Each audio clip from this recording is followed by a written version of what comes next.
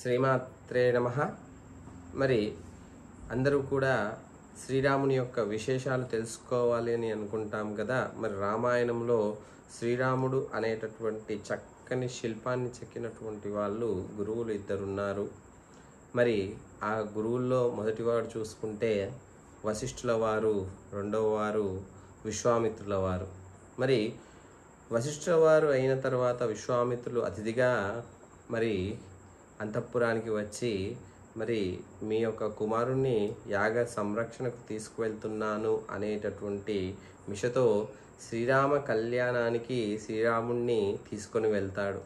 మరి అలా తీసుకుని వెళ్ళినటువంటి సందర్భంలో మరి అడవుల్లో చక్కగా వెళుతూ ఆ యొక్క కుశనాభుని వృత్తాంతం, కుశనాభుని యొక్క కుమార్తెల వృత్తాంతం, అహల్య వృత్తాంతం ఇవన్నీ కూడా తెలియజేస్తూ ఒక వివాహానికి ముందు చేసేటటువంటి స్నాతకం ఏదైతే ఉందో అటువంటి స్నాతకాన్ని, వివాహం యొక్క వైశిష్ట్యాన్ని విశ్వామిత్రుల వారు శ్రీరామునికి తెలియజేశారు.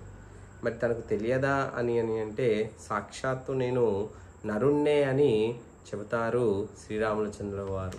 మరి అటువంటి విశేషంలో ఆయన ఏం చెప్పాడు అని అంటే విశ్వామిత్రుల వారు అసలు వివాహం అంటే ఎంత గొప్పదో, మరి గృహస్థాశ్రమంలో మరి వైక్లవ్యాలు ఎంతెంత దూరం తీసుకొని వెళతాయి, భార్య స్థానం ఎంత గొప్పది, మరి గృహస్థాశ్రమంలో మరి ఎలా ధర్మానికి కట్టుబడి ఉండాలి అని, భర్త కీర్తికి భార్య ఎలా కారణమవుతుంది అనేటటువంటిది, అలాగే సనాతన ధర్మంలో విడాకులు అనేటటువంటివి లేనే లేవు.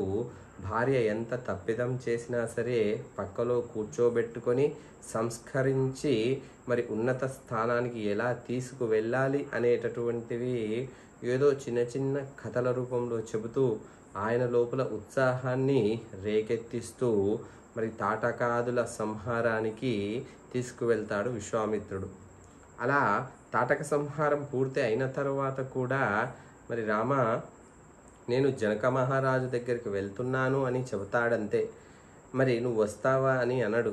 ఎందుకనడు అని అంటే ఒక గురువు పక్కలో ఉండి వెళ్ళడం కంటే అదృష్టం అంతకంటే ఎక్కువ ఏముంటుంది అని గ్రహించినటువంటి వాడు శ్రీరామచంద్రుడు. కాబట్టి గురువును అనుగమిస్తాడు. రాముడు ఎక్కడ ఉంటే లక్ష్మణుడు కూడా అక్కడికే వెళ్తాడు. అందుకే ఆ యొక్క రామనామాన్ని మనమందరము కూడా మరి పంచుకుంటున్నాం.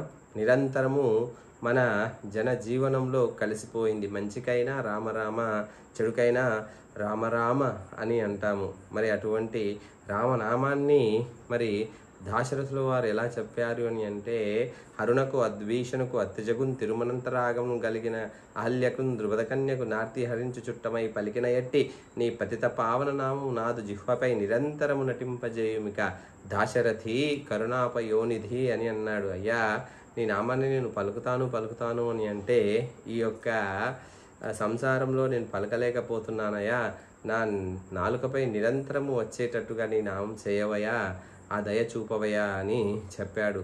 అంతటి విశేషమైనటువంటి రామనామాన్ని ఉచ్చరిస్తున్నందుకు మనమందరము కూడా ధన్యులము అనే విషయాన్ని, గురువుల యొక్క గొప్పతనాన్ని మీకు ఈ సందర్భంగా తెలియజేశాను. శ్రీమాత్రే నమః.